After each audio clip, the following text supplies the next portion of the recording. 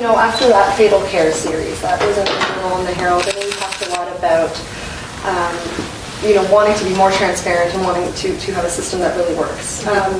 Are you looking at any sort of overhaul? Where have you looked at? Well, the first thing I'll say is I do want it to be more transparent, and when we became the government, we made it more transparent. We created the Office of an Independent Child and Youth Advocate, and we ensured that all serious injuries or deaths were reported to the medical examiner. We created a Quality Assurance Council. And I know one thing that happens in Alberta, particularly with the pace of change, is that people forget very quickly what has been done. But these are all changes that have been made in the past 18 months. Now, I think those are a good start. I'm not saying that that's enough. And as we move forward, we've got to acknowledge that there are tragic situations that develop, and that very often we're dealing with incredibly vulnerable kids, vulnerable families, some that have health issues. Even before we're connected at all as the government through the child welfare system. But I think the work that Manmeet will do is going to be really powerful work. I mean, he's a brilliant person. He's a compassionate person. These are issues that he cares an awful lot about, and he's already made comment on that.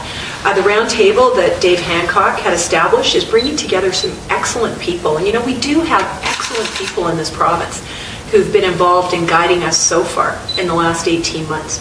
So there is lots of work to do, and we need to ensure that we're rolling up our sleeves and getting it done. I think the round table is going to be important for that. It would be folly for me to sit here and say, I'm going to make this change, and this change, without listening to the people that I've already been listening to for 3 years who are experts in the system. And they have suggested some really important things. And as I said to you earlier, I really was passionate about the Safe Communities program. We did foundational work. We looked at the health of families and the health of vulnerable kids. And I talked about the fact that as a government, we have a responsibility to make sure that we're supporting kids as soon as they touch the system or the system touches them, whether it's through healthcare, education, or social welfare. So as we move forward, it's one of the reasons that I did make the changes that I made. We have to make more, and we'll really listen to those experts that are part of our Quality Assurance Council, medical examiner, people that are doing work right now in that area. I had a conversation with Gayla Rogers over the weekend, who's the former Dean of Social Work at the University of Calgary. Still incredibly engaged with the social policy framework, with poverty reduction. This is all part of the work that we need to do. And so now that roundtable will obviously involve Manmeet. What did you look at in terms of him and the skills that he brings to that portfolio? Why did you choose him? And did you have an eye on some of those issues when you did bring him in? Well, I've always had an eye on those issues in human services, and that's why Dave Hancock was such a strong minister, because he always wears his pin, right? Kids first, children first. And children are first. There's lots of things that human services does, but most of it is just supporting families so that we can raise stronger and more resilient kids. And it's important for those partnerships to be there. We used to have segregated systems of child welfare, police, and education and healthcare, and they didn't work together, and they are working together now. The creation of human services did that. So once Dave was able to do a lot of the work to begin to bring those programs together, I thought that it would be important to bring in Manmeet, who has a perspective on this that is just a new perspective as a younger minister, who is a man who challenges systems. You can see he's got an incredible heart. He's incredibly compassionate, but he also asks the critical questions and is prepared to say, just because we've done something one way in the past is not the reason to do it in the future. And I think he's going to be really important for this file in particular. Just switching subjects a little bit. I think you were in South Africa when this news came out that Neil Young was going on tour next year, and I think the first 4 concerts that he does in January will be benefit concerts for the Athabasca First Nation Legal Defense Fund. What was your reaction to that news, and what do you think that will have? Do you think that will have an impact at all on how the oil sands are viewed in the rest of Canada? I don't know if it will or not. He has a certain group of fans that follow him, and it's good that he's going on tour again. But from my perspective, we as the government of Alberta have always had a really strong partnership with bands such as Fort Chip, and we've had really good economic relationships as well as consultation relationships, and we've seen real improvements in terms of sort of social measurables in communities, and the chief says that, and a lot of the people on the band council say that.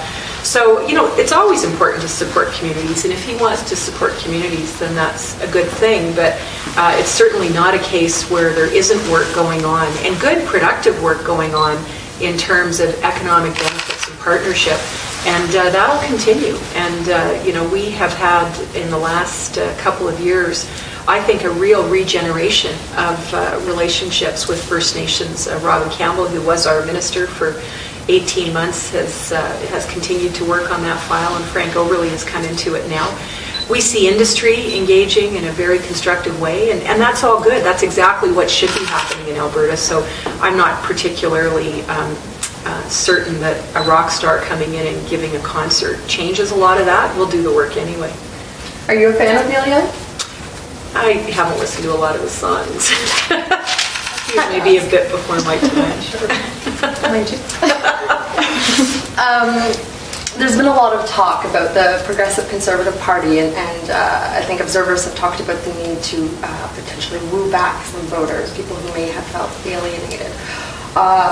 Where do you see that fitting in the next few years, and where do you see sort of target areas for the party as you go forward to 2016? Well, I'm really proud of the party. We had an amazing convention in Red Deer. There were 1,600 people there, which is more than we've had at a convention for, well, actually we had a lot last year, but before that the numbers weren't so high.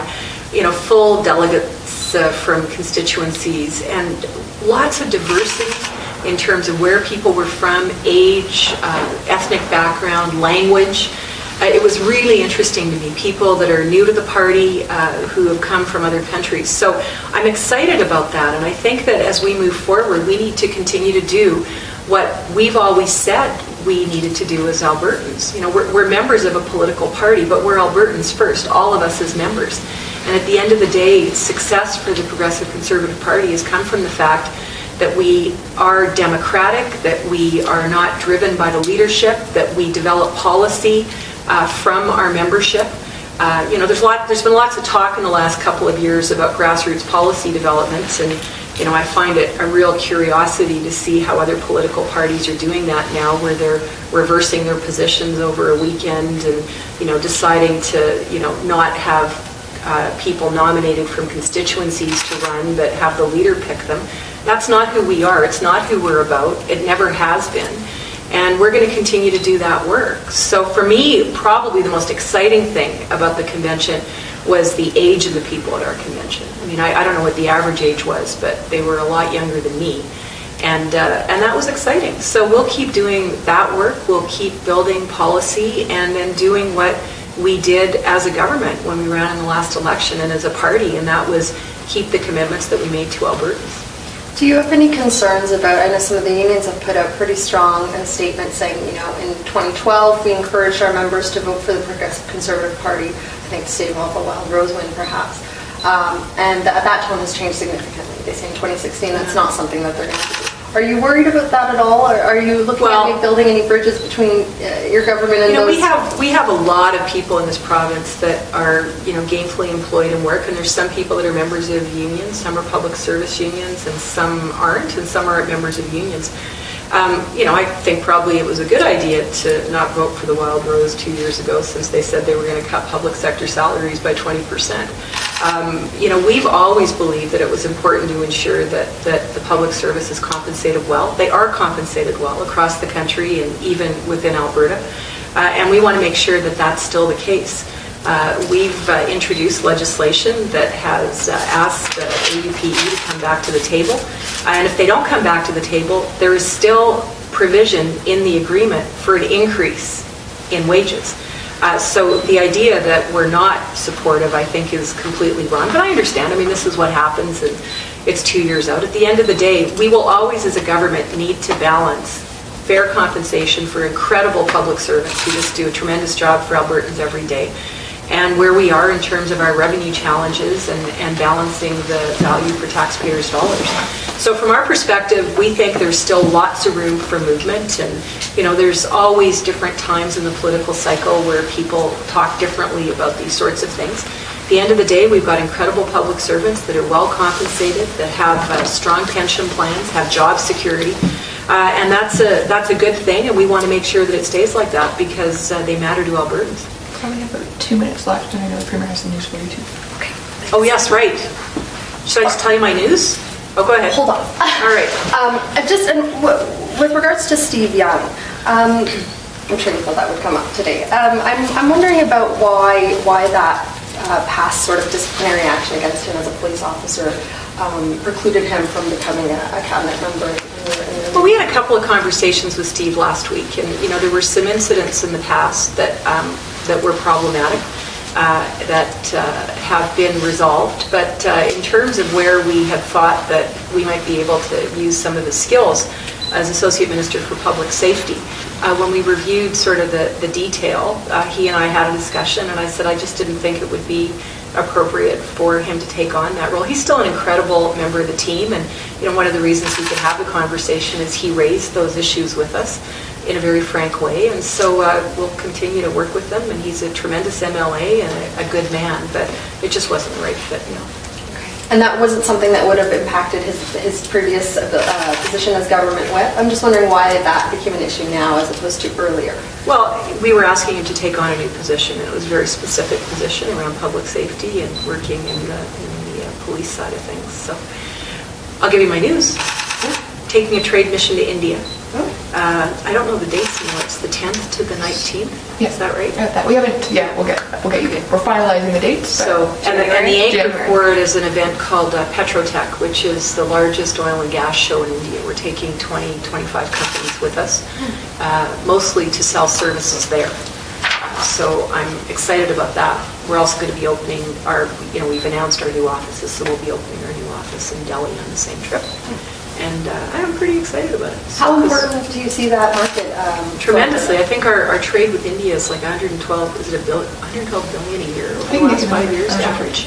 It's very big. It's an opening market, and they're very interested in our technologies. I mean, it's also a market where we are able to market resources, agricultural products, forestry. But even in terms of services, it's going to be critical in the future. And it's a good, strong relationship that we have now, and we want to keep building that. And just sort of on the same subject, what are your thoughts on Gateway? I think the NEB report's due in a few weeks. Yeah. If that report isn't something that recommends that go forward, how do you think that will impact? Well, my sense is that as we've moved through this and seen the dialogue, that what we're likely to see is some sort of commentary, perhaps with some conditions. It's been very interesting to watch the conversation in the last 3 or 4 months, because I think everyone has presumed that could be the likely outcome. You see First Nations meeting with industry leaders, provincial governments trying to find a way through this. Everything that we do around approving projects like this has to be about community connection and people coming together and deciding that it's worthwhile, whether we're First Nations, industry, the provincial government, people living in communities. And I think a lot of what we've seen in 2013 has been a really vigorous debate about that. So I'm optimistic that we will get something that we're going to be able to work with. I don't think it comes out as a decision that on that day is either a yes or no, a go or no go, but it's to say this is where we are. We've dealt with the issues. They would have dealt with the issues that they needed to deal with, that they're supposed to deal with, and then give everyone who needs to be at the table more opportunity to get it done. Are you? Last one, I'm sorry. Of course. Have you the progress with the discussion group that's going on between Alberta and BC? That's due back, I think, December 31st. Mm-hmm. Have you heard anything about the progress that's been made there yet, and where is that at? I think part of it is the work that they're doing to prepare for the release of this report. So it's been going very well. I've spoken to our Deputy Minister of Energy about it, and it continues to be about really what commercial structures can look like to make sure that there's economic benefit going to British Columbia, because that's always been our position, and it's been the position of pipeline companies like Kinder Morgan, that when you build these large projects, you see the economic benefit, and that there are ways for provinces to structure arrangements so that they see those. So, thank you very much. Thanks for your time. All right.